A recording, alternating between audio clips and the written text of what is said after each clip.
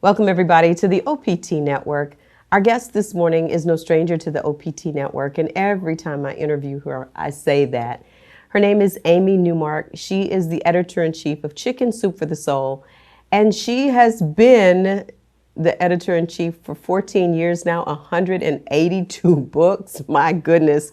This morning, we're talking about the latest release, Your 10 Keys to Happiness, 101 real-life stories that will show you how to improve your life. Amy, good morning and welcome back. Oh, thanks for having me back. This is a real passion project, so I'm glad I get to come on and talk to you about it. Indeed, 14 years, Amy, 182 books. Wow. Yeah. So talk about that milestone. Yeah, it's a lot. And what I realized is that people come to me now asking for advice. It's like I'm an honorary psychologist or something, because I've read tens of thousands of Chicken Soup for the Soul stories. So it's like I read all these case studies, and it's really helped me to understand what works and what doesn't work for people, to help them find peace and contentment and joy in their lives. And I thought, it's time for me to just put all of this together in one volume. And so I made this book. I really sat down and thought about this analytically. And I thought, what are the 10 keys to happiness that have been unveiled to me by reading all these tens of thousands of stories? And that's what I put in this new collection. Wow. And so after the pandemic and everything that the world went through, did that sort of have a bearing on how to find happiness again, or what that kind of looked and felt like? Yeah. I mean, I think we're all due for a fresh start right now. I mean, even though the pandemic is still around us, we all seem to have moved into a new phase. I know I'm kind of in that fresh start mode. And I think it's made us more aware that life is short, that we do deserve to be happy, and that we better avail ourselves of opportunities to be happy right now, right at this moment, because time is fleeting. And what I love about these 10 keys to happiness that I've identified is that you don't have to do all 10. You don't have to do 5. You could just do one of them and it will make a big difference in your life. And what I've done with this book is I put in 101 stories that illustrate the 10 keys to happiness. You might just find one story that gives you one idea for something, some way you're going to tweak your life. And it will make a big difference. I know, because these stories have all worked for me. Absolutely. And post-pandemic, and as you said, we're still experiencing COVID, certainly in very different ways. But I think a lot of people looked at happiness in a different way after, many people, I think everybody out of the million plus people that lost their lives to COVID, everybody sort of knew somebody, either personally or knew somebody who knew somebody that died. And it really made you understand how very short life is. I think it has made us less patient about accepting the negative things in our lives. And normally patience is a virtue, but in this case, I think it's quite justified that you should be impatient about things that shouldn't be in your life anymore. And that might mean pruning the garden of your life. Keep the people who add value in your life and prune those who don't. Make sure that you're pursuing a passion with at least part of your time each week. Prune your possessions so that you only keep the things that really make you happy, instead of having all those things that are like a psychic weight, to carry around with you. But I think that we all deserve to be happy now. And what's cool is that we all have the tools already inside ourselves to be happy. It's just that we need a little guidance for how to use them. And that's what I've tried to do with this new book. So when you started contemplating the book, where did you begin to look? Did you look inward for the keys, or did you look inward in addition to all of the things that you have read and encountered over these 14 plus years? I looked at what I've read in the tens of thousands of these personal revealing Chicken Soup for the Soul stories that I've been privileged to read and edit. I looked at the stories, and then I looked at what worked for me and what worked for people who are close to me, because I've shared a lot of these techniques with people over the years. And that's how I put together the list of 10 keys to happiness. These are the 10 most important ways that you can get yourself in the path to happiness, in my opinion. And I use every single one of them myself. And I'll give you a good illustration of this. I have an incurable form of cancer, slow moving, but incurable. And I went to the psychiatrist that the doctor sent me to talk about this. And she said, so what are you here for? And I said, I don't know. I was sent here. So then she said, well, are you grateful for anything? And I spent 20 minutes talking about everything I was grateful for. And I realized that was because I've learned how to count my blessings because of Chicken Soup for the Soul. And then she said, do you have any unresolved issues with anyone? And I said, well, no. And I talked about using the power of forgiveness and how I don't carry with me the weight of past disappointments. And anyway, she went through kind of her checklist. And then she said, you don't need to come back. I have nothing that I can give you. You're done. And I said, I guess it's Chicken Soup for the Soul. I mean, basically, it's like a form of therapy. She said she didn't need to ever see me again. I was completely ready to go on with my life, with my new reality of cancer. Wow. Yeah. So I thought, wow, that is really a benefit of being editor-in-chief of Chicken Soup for the Soul. I really have developed all of these life skills that help me deal with even something as awful as cancer, and it certainly helps me deal with the driver who cut me off on the way to work this morning. Like, I don't care. I'm over that, What's really striking about that is that was one of the main things that I looked at is free yourself with forgiveness. And sometimes we can read a lot of the things that, like you read, a lot of the stories, and even if whatever your faith is, most faiths talk about forgiveness, but it's quite another issue to really, really forgive. So how do you think you personally got there? So it's really interesting. I used to think that the word forgiveness meant that you were basically saying, oh, that's okay. Don't worry about what you did to me. It's all right. But that's not what forgiveness is. Forgiveness just means you've decided to stop reliving the negative emotions that went with whatever that thing was that was done to you. So we had a great story in the book that I think is such an eye-opener. It's by Lynn Sunday. And she had been divorced for years and was still telling people, even perfect strangers, about what her ex-husband did to her. And then her best friend said to her, Lynn, you might as well still be married to the guy. You take him with you wherever you go. And I thought, oh my gosh, that is the perfect way of thinking about what you do when you don't forgive. And Lynn said it was instantaneous for her. All of a sudden, she was like, oh yeah, my ex-husband, that was the past. I don't have to keep reliving those emotions. Yeah, that happened. I can intellectually know it happened, but I don't have to feel it over and over again. And after years of not moving forward after her divorce, all of a sudden she said she felt buoyant and she was free to move forward. She was liberated and she moved forward with her life from that point on. And that one story to me is life-changing. Right. And Lynn's story, I think that so many of us feel somewhat validated because when we're telling our story, for me at least, it's about wanting to be right in the situation and feeling some sense of superiority about the decision that I made or didn't make and wanting others to validate how right we are about a situation. And so I think when you do that, it keeps you holding on to situations and things that just don't serve you any longer. Yeah, and you're never going to get that other person to say that you were right.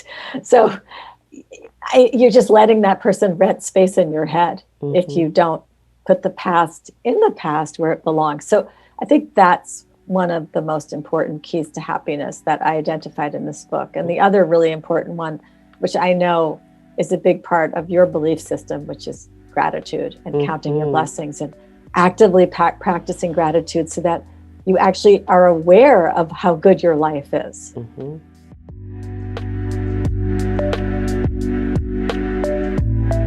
And I think that especially in the economy that we're living in now, and one of the things that I said to you, before we started is, my mantra, I guess, sort of has become in all things, give thanks. And scripture tells us that not for all of the things like cancer, like in your situation, but even in those things, like being robbed or being wronged, in those things, still being able to find a sense of gratitude, a sense of I'm going to be okay regardless to what has happened. And I think that, the grateful piece is something that we sort of forget.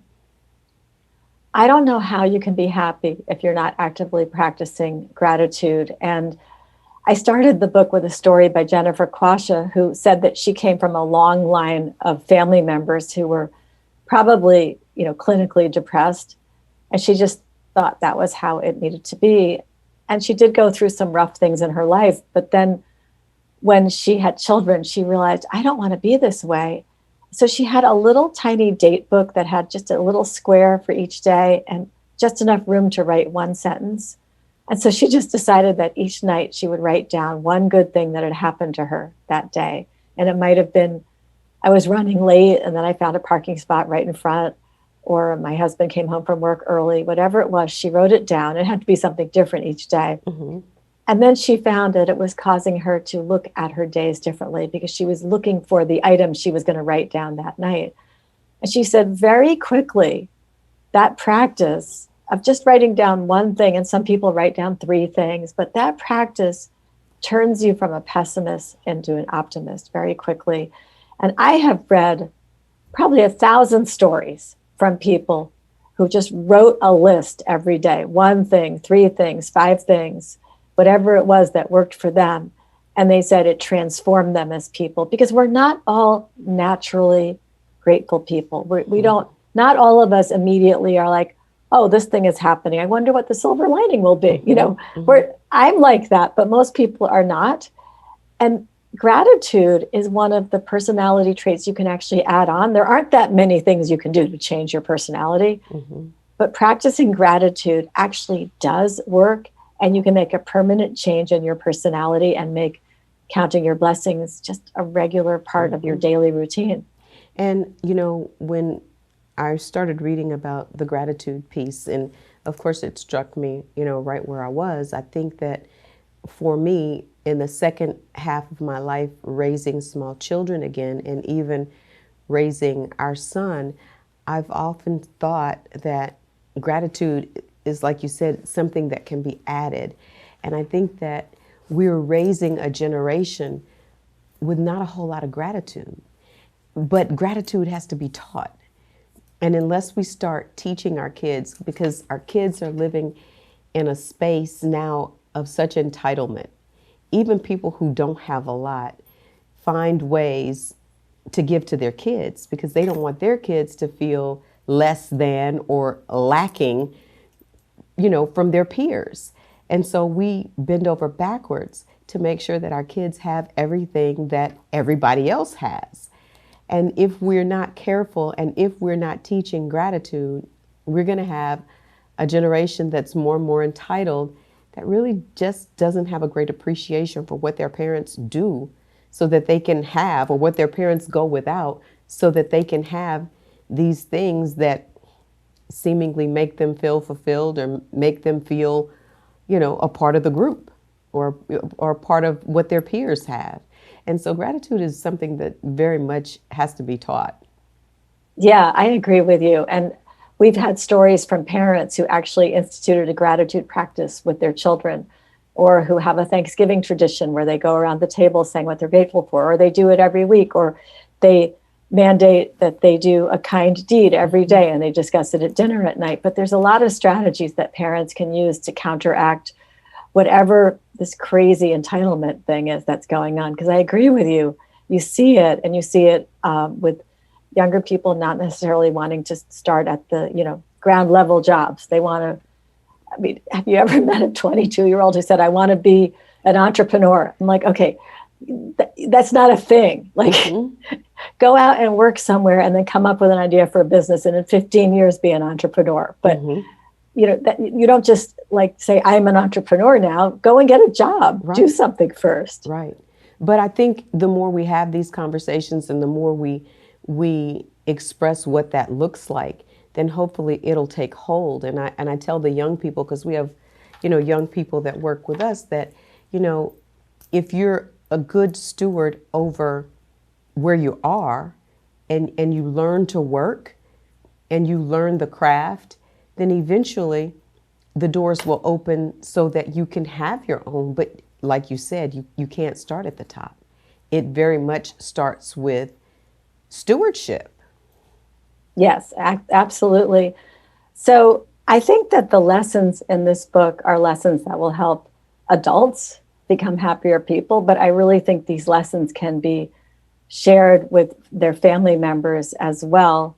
And there's nothing in here that wouldn't work for a preteen or a teenager as well. Mm-hmm. And one of the big things that I really liked was number 7, stepping outside of your comfort zone.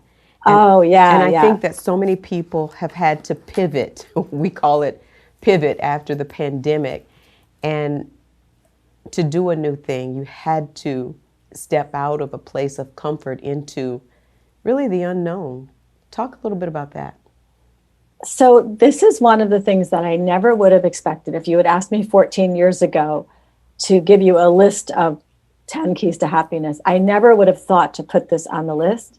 Stepping outside your comfort zone, though, turns out to be a really great key to happiness, because when you step outside your comfort zone and you do something new, especially something that's a little scary, you feel empowered and energized and you feel invigorated.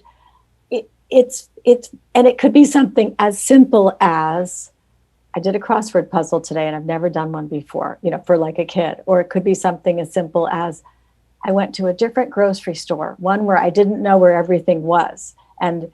Or it could be something really major, like I switched careers, or I tried a new sport I'd never tried before. I have a story in the book about what I did, which was I went paragliding, which involved running off a cliff, 1,000-foot cliff in Oman, where you really have to go on faith, because behind you, lying at the top of the cliff, is a parachute, and it's lying on the ground. So behind you is a parachute lying on the ground with all those strings connected to the harness that's on you. And in front of you is the cliff. And they say it's really important you run off the cliff, because otherwise the parachute won't fill with air. Oh, wow. Yeah, that was scary.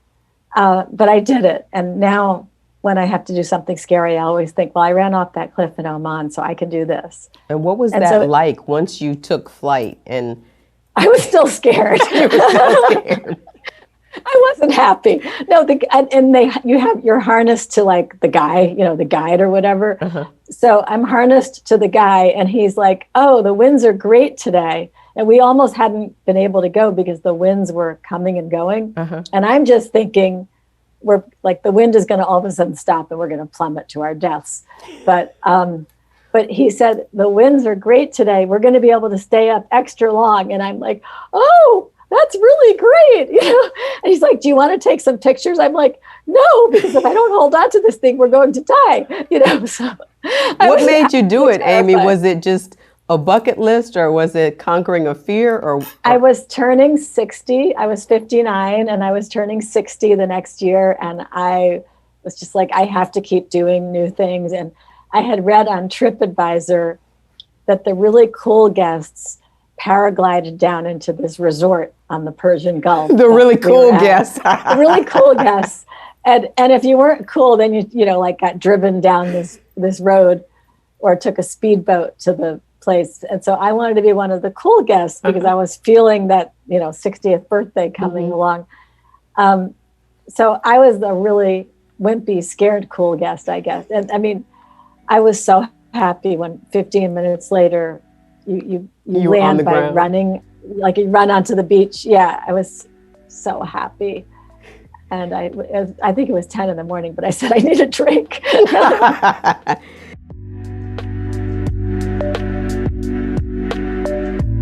So, Amy, I'm not even a drinker. I can only imagine. Are there any of the keys that you think are more important than any others? So I really think that gratitude and forgiveness are super important. I also some of these might seem minor, but they really are life-changing and you can do them pretty quickly. For example, one of the keys to happiness that I came up with is that you need to have less stuff. Mm-hmm. Now, stuff is just such a weight on you, right? When you go home and your closet is filled with things you don't use anymore, your drawers in the kitchen are filled with things you don't really use. There's just so much extra stuff that we have in our lives, and we're holding on to it because we think our kids might want it one day. No, they are never going to take it because they want new stuff. They don't want your china, your That's crystal, true. your used toaster, because they're like, Mom, I can buy a new one for $25. I'm going to get a new one.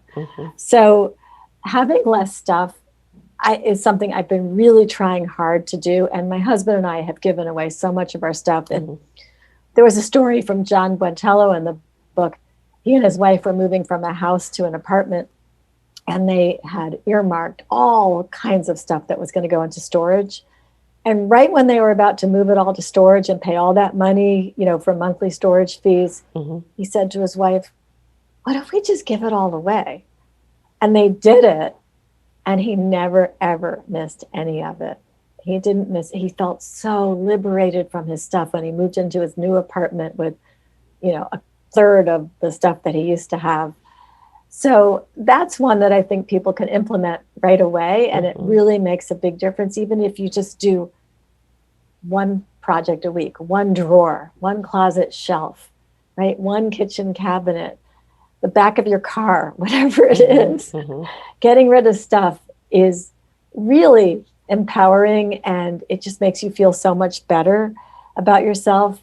Another thing that I think is important is that we need to be a little bit selfish. And I talked about how COVID, has made people realize, hey, I do deserve to be happy, and life is short and bad things happen and I should enjoy life while I'm here. Well, making me time is super important. And it's not selfish to say, I'm going to carve out 30 minutes a day for myself, or 60 minutes a day, or 3 hours a week, but something that you can anchor yourself to and know, hey, every night after the kids are in bed, I get to read a book for 30 minutes. And that's my special time, and I deserve that. So I have a lot of examples in there of people who have done that. One woman wrote a great story about something called lily pads. She had a mentor at her job who said to her, you have to build lily pads into your schedule, because it was one of those workplaces where they had a shared calendar. And so people kept putting appointments on this woman's calendar. And then her mentor said, put fake appointments on your calendar every day, one a day. That's your lily pad. You know how the frog jumps out of the water and basks in the sun, and the lily pad takes a little rest? Put those lily pads onto your calendar so that you preserve a little bit of time for yourself every day. And I thought, what a fabulous idea. We all need that. And sometimes now on our work from home days, because we're hybrid, sometimes at the office, sometimes at home, on my work from home day, I'll just look at my calendar in the middle of the day and I'll be like, I've got nothing for the next hour, and I'll run outside and ride my bike for 45 minutes. And it's like a stolen bit of me time, but it's really important. And I wonder about that, because I too have been trying to carve out time for myself, but how you do it without feeling guilty, how you do it without feeling like I really should be doing work. You have to just say that it's not selfish and you need it in order to be better at whatever you do. You will be a better parent, a better spouse, a better friend, a better co-volunteer, a better co-worker. If you have taken that little mental health break each day or each week, it could just be that you do something every Saturday morning that's just for you. I have another story in the book from a woman who has a horse, and part of having a horse, of course, is paying for boarding. And so she pays for boarding by doing stable work. So every Saturday she goes to the stable. She spends a few hours doing her work to pay for boarding her horse. And then once she's done her work, mucking out stalls, etc., she gets a couple of hours to ride her horse. And her whole family knows that Saturdays until 2 p.m. are sacred for her, that she will do that every single Saturday. If there's a family birthday party, any event whatsoever, it cannot start until 2 o'clock on Saturday. I love it. So it's another great book. And I think the timing, especially everything that's going on in our world with mass shootings, with the polarization of America, I think that if we start to search within for what we can do to be better humans, to be happier, hopefully it'll make the world a better, more productive place. Before we've got to let you go, Amy, tell people how they can pick up on this new release of Chicken Soup for the Soul, your 10 keys to happiness, 101 real life stories that will show you how to improve your life.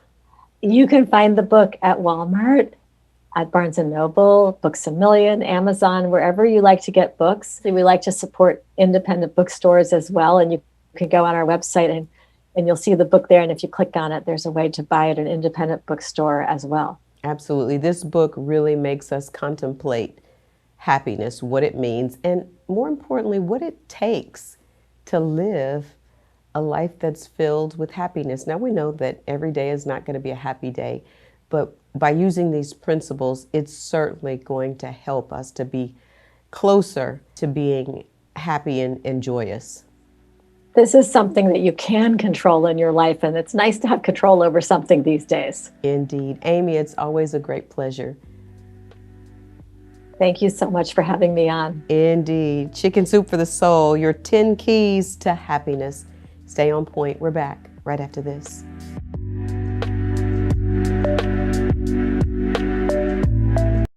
Welcome back, everybody. Thank you for spending maybe the very first part of your morning with us right here on the Carlette Christmas Show.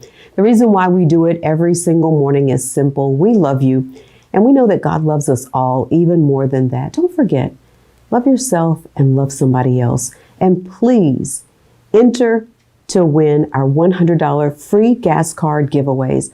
All you've got to do is go to social media, type your name in and your phone number, and you are registered to win.